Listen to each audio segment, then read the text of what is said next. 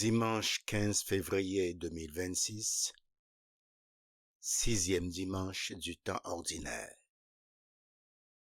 Lecture du livre de Ben Sira le Sage. Si tu le veux, tu peux observer le commandement. Il dépend de ton choix de rester fidèle. Le Seigneur a mis devant toi l'eau et le feu. Étends la main vers ce que tu préfères. La vie et la mort sont proposées aux hommes. L'une ou l'autre leur est donnée selon leur choix. Car la sagesse du Seigneur est grande. Fort est son pouvoir, et il voit tout. Ses regards sont tournés vers ceux qui le craignent. Il connaît toutes les actions des hommes. Il n'a commandé à personne d'être impie. Il n'a donné à personne la permission de pécher. Parole du Seigneur.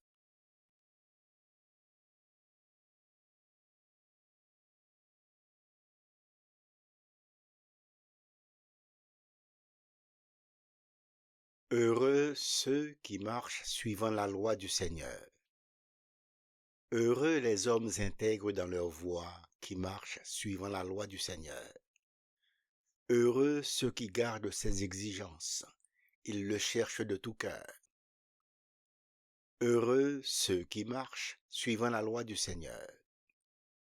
Toi, tu promulgues des préceptes à observer entièrement. Puissent mes voix s'affermir à observer tes commandements. Heureux ceux qui marchent suivant la loi du Seigneur. Sois bon pour ton serviteur, et je vivrai. J'observerai ta parole. Ouvre mes yeux que je contemple les merveilles de ta loi. Heureux ceux qui marchent suivant la loi du Seigneur. Enseigne-moi, Seigneur, le chemin de tes ordres. À les garder, j'aurai ma récompense. Montre-moi comment garder ta loi, que je l'observe de tout cœur. Heureux ceux qui marchent suivant la loi du Seigneur.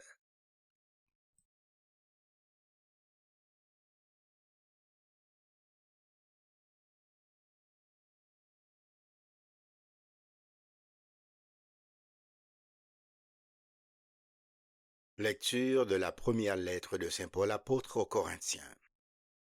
Frères et sœurs, c'est bien de sagesse que nous parlons devant ceux qui sont adultes de la foi. Mais ce n'est pas la sagesse de ce monde, la sagesse de ceux qui dirigent ce monde et qui vont à leur destruction. Au contraire, ce dont nous parlons, c'est de la sagesse du mystère de Dieu, sagesse tenue cachée, établie par lui dès avant les siècles pour nous donner la gloire. Aucun de ceux qui dirigent ce monde ne l'a connu, car s'il l'avait connu, il n'aurait jamais crucifié le Seigneur de gloire.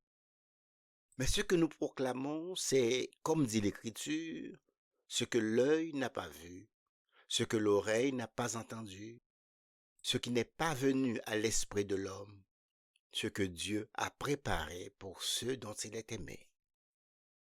Et c'est à nous que Dieu, par l'Esprit Saint, en a fait la révélation. Car l'Esprit scrute le fond de toutes choses, même les profondeurs de Dieu. Parole du Seigneur.